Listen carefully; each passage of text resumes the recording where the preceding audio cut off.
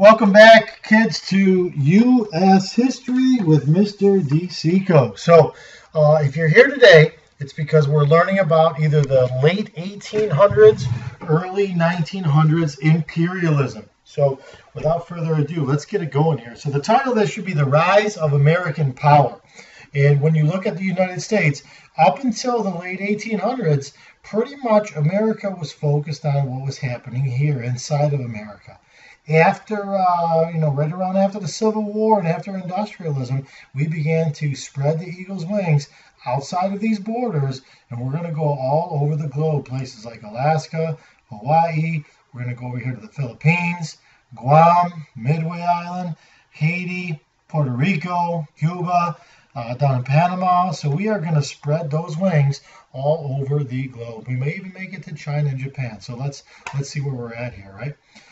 First of all, we are emerging global involvement, and we need to find out why. Why did America leave the traditional George Washington isolation, stay at home, and begin to spread their wings out there? So definitely, there's new technologies that have allowed us to kind of branch off and kind of see what the world has to offer. So the improvements in transportation and communication really shorten the distances around the globe. So that allowed us to kind of, move faster around the globe and communicate with the other parts of the world, right? The inventions really accelerate our industrial growth. And with industrial growth, we're making a lot of products, and now we want places to sell these products to, all right? Railroads connected factories throughout the United States, farms from the Atlantic to the Pacific Oceans. It was now time to get our eagle's wings outside of America, right? Well, what was going on the oceans? Well, we developed these steamboats, which carried boatloads of goods to Europe, Latin America, and Asia, and we wanted to continue that thread. So if you're interested in, what types of communications were out and about at that time, the telegraph, certainly running telegraph wires all across, throughout America. The telephone was developed in the late 1800s, and then obviously the transatlantic cable was laid, and that allowed us to communicate with Europe, right? The world was becoming actually more interdependent. That's a pretty good vocabulary word that kind of pops up around this time. And what that means is no country could stand on their own and really just take care of what they needed at home. They were dependent on other countries for other things. So what I'm showing you here is the 4 different cables that we actually laid to Europe. These are transatlantic cables. So we can directly communicate with Radio Britain and the rest of Europe, right? Well, why are countries imperializing? And really, there's 2 good answers there that kind of go hand in hand.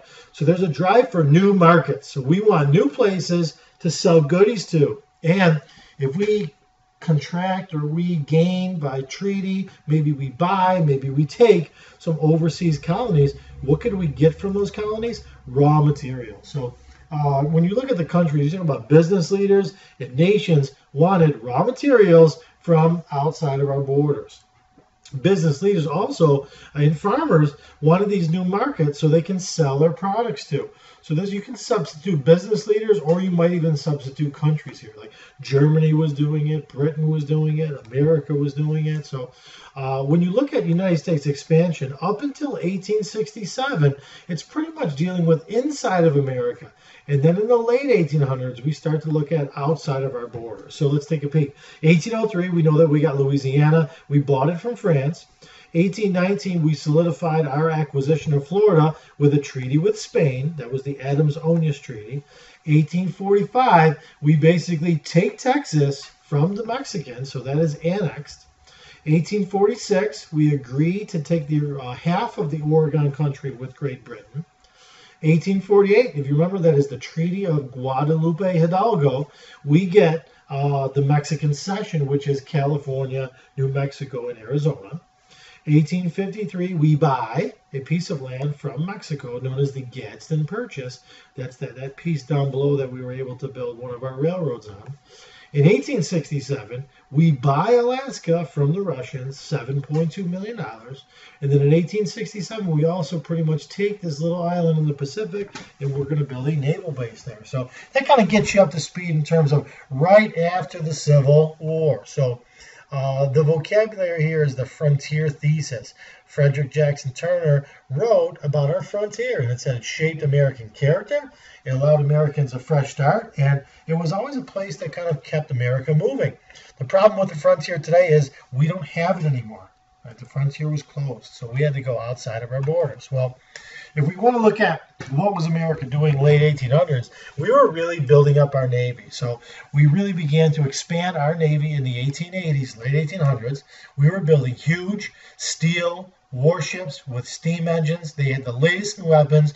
They were the Grand Poobah. I mean, they were the big dogs. Why did we do this? Well, this guy wrote a book, Alfred Thayer Mahan. He wrote a book titled The Influence of Sea Power Upon History. And really, what he said is, here's the two things you need. You need a strong Navy to protect your shipping routes, and you need naval bases or refueling ships. And if you do those things, you will become a strong country. So we read that guy's book, and we did everything he said. So there it is, The Influence of Sea Power Upon History. And, we're going to do all those things.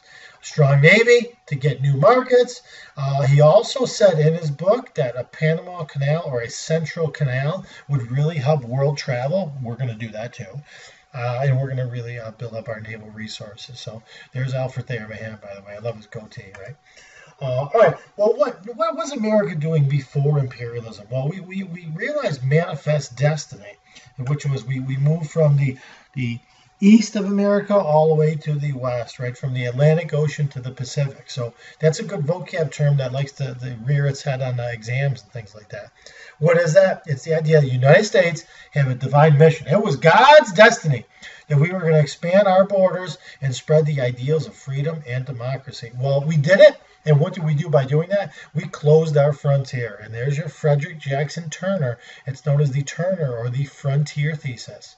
And he said that new beginning, that fresh start, really shaped who we are as a people. So because we couldn't get another fresh start in America because we filled it up, America needed to find new frontiers outside of America. Well, that's going to lead to imperialism, right? There's your manifest destiny. I know that if you're in my classroom, we looked at this particular painting in class. John Gask, known as American Progress. That was the name of it. And really, we were just cruising westward. What is that? Manifest destiny. So if you want a quick highlight on that, you could pause the screen, but I'm going to keep rolling for you. There's my man, Frederick Jackson Turner, said that frontier is a safety valve, meaning that if you were a loser in the east, you can move to the west and get a fresh start. But no longer can you do that in the late 1800s because the west was filled up. All right. Another motivation for stronger nations taking over weaker nations is the idea of social Darwinism.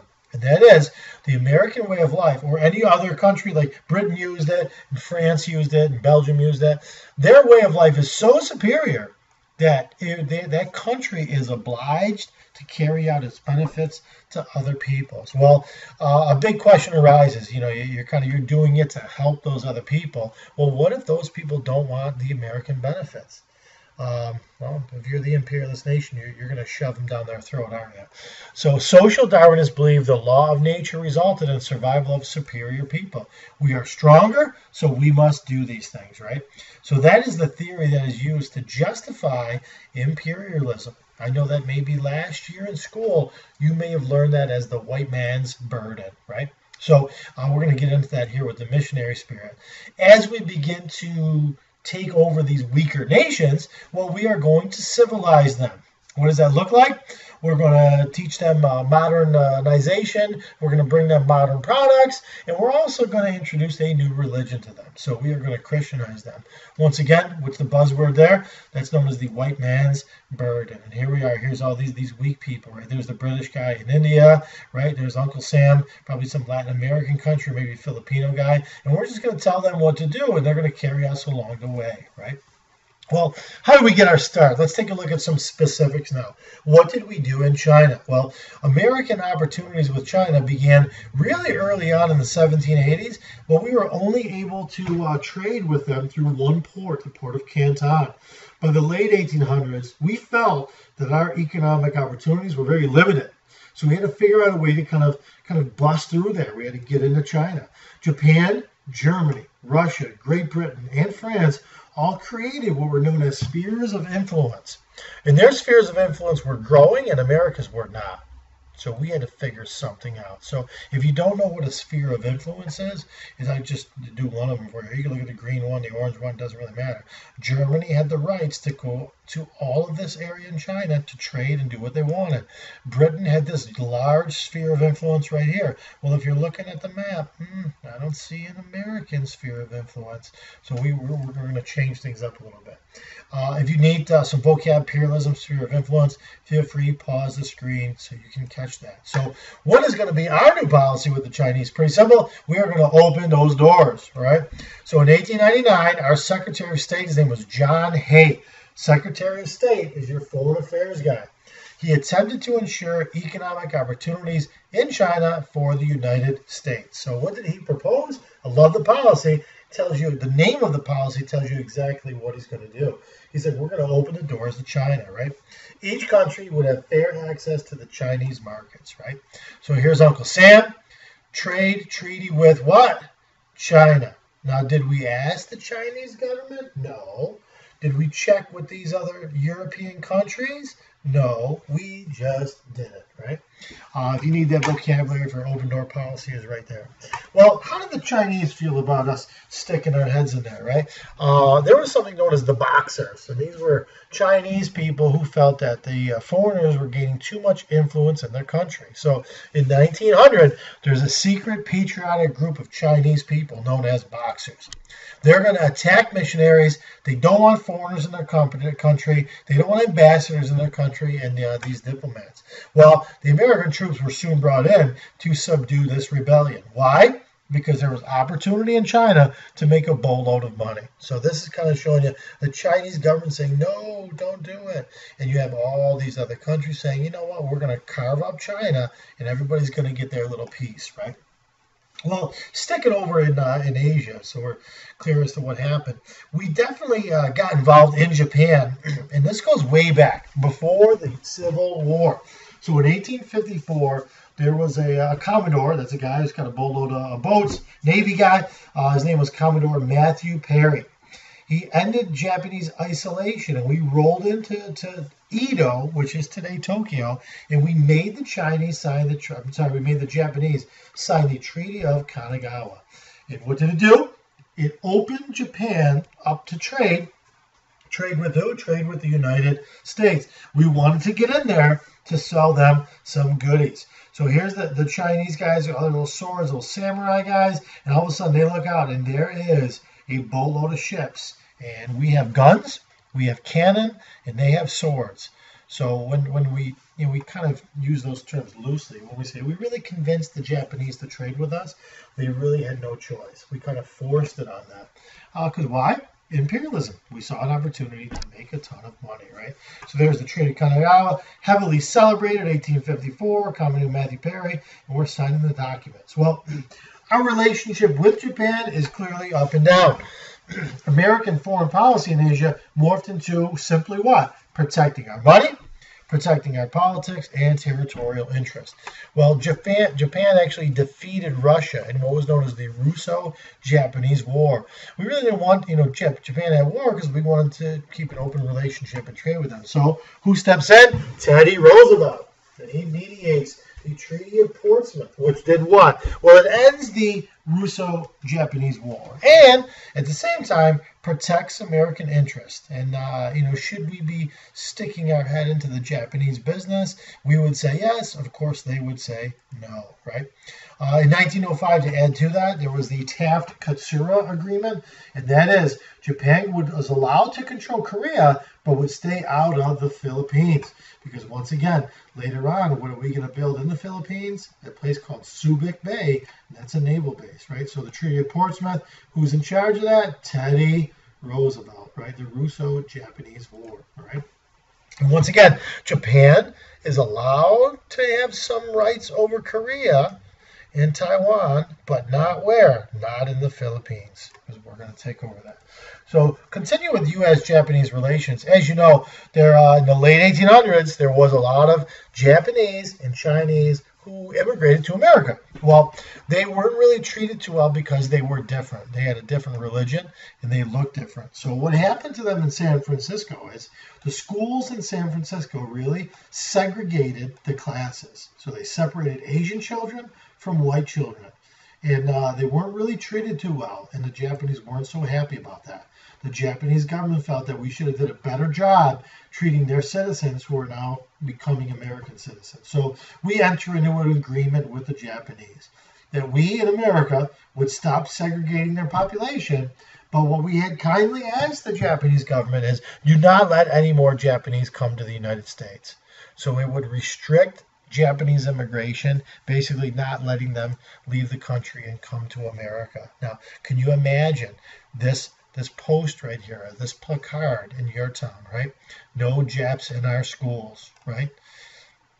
It's kind of sad, but that's what people were doing then, right? To continue along with that, we entered the Root Takahira Agreement with the Japanese, where we said we recognized Japan's interest over in Manchuria. We weren't going to mess around there. But Japan agreed to leave us alone in China. And once again, that open door policy was America and any other country is allowed to trade with China. Both nations were kind of working together internationally and agreed not to seize each other's possessions. So as we stay in the Pacific now, if you go back, I mean, there's a lot going on with Japan there. Let's move on to Hawaii. Okay, American interest in Hawaii. Hawaii is centrally located in the Pacific Ocean. It's a perfect place to build a naval base. It's a perfect place for farming products like pineapples, bananas, sugarcane, and coffee. Coffee's grown in that area. So what happened? Well, early 1800s, there were some Americans in Hawaii, traders, whalers, and some missionaries promoting Christianity. Well, what ends up happening in the late 1800s is that Hawaii becomes pretty much big business. And what is big there? These sugar plantations, right? It's huge. In 1887, we actually gained the right to build a naval base. So we're going to build this naval base at Pearl Harbor. But by the 1890s, Americans were dominating those islands, all four of them, right? We dominated their politics, we dominated the economy, and we had our military there to keep an eye on our stuff. But in the 1890s, Hawaii actually was still an independent country, and they were attempting to keep that. Of course, during the age of imperialism, that might be pretty difficult. So there's a nice field of sugarcane there for you. So what do? Well, we have a lot of economic interest there. We have a militaristic interest there. So we annex Hawaii. We just take it. So in 1893, there's a bunch of American planters and the U.S. Marines. They're going to revolt against the Queen Liliuokalani. President Grover Cleveland is opposed to what's happening, but certainly he can't stop it because he's in America and the American planters are the ones revolting, right? The Republic of Hawaii is created. It is going to be an independent country for a very short time, and their first president is a guy by the name of Sanford Dole. Now, that name should ring a bell to you if you're ever in the supermarket and look at a label on a pineapple or a banana, right? In 1898, Congress actually approved the annexation of Hawaii, and William McKinley was the president behind that. So, what do you see there? You got your pineapples. That, by the way, is Sanford Dole. I don't know why I like him. I just love that beard. He's got like two beards going on there. I'm not too sure. And then if you go to the supermarket, you are going to find Dole. Him and his brother both had a huge interest there. So that's what's going on. Very in the South Pacific, so really down south, almost by Australia, there's a little place called Samoa. And it is a little island. In 1878, we built a naval station at Pago Pago. Samoa was situated on a great trade route all the way to Australia and the Pacific. Well, what are we building around the world? Little pit stops, right? So there's Samoa, there's Hawaii. And we're just kind of building these little naval bases around. Look at kind of centrally located there, right? American imperialist timeline, just to give you a quick peek, right? 1867, we got Alaska. 1880s, we are trading across the globe. 1889, we sign a Samoa agreement, and we get half of it, and we build Pago Pago. 1898, we end up in the Spanish-American War. Stay tuned. I got a video coming out for you on that. 1898, we get Hawaii, build a naval base. 1899, we open China to trade. 1900, Teddy will announce his big stick diplomacy. I'll deal with that in a later video. 1900, the Chinese hold their Boxer Rebellion to try to kick all the foreigners out. Does not work. 1904, we established the Teddy Roosevelt Corollary. I'll deal with that in a later video. And then in 1906, we restore order to Cuba and we build a naval base in Cuba. 1910 is something known as dollar diplomacy. That is William Howard Taft. I'll deal with that in a later video. And then finally, 1914, the Panama Canal opens. So just to give you a quick timeline of American imperialism. So stay tuned. The next video will be on the Spanish-American War. Watch this, watch it twice if you need to, but begin to understand imperialism. Thanks for your time.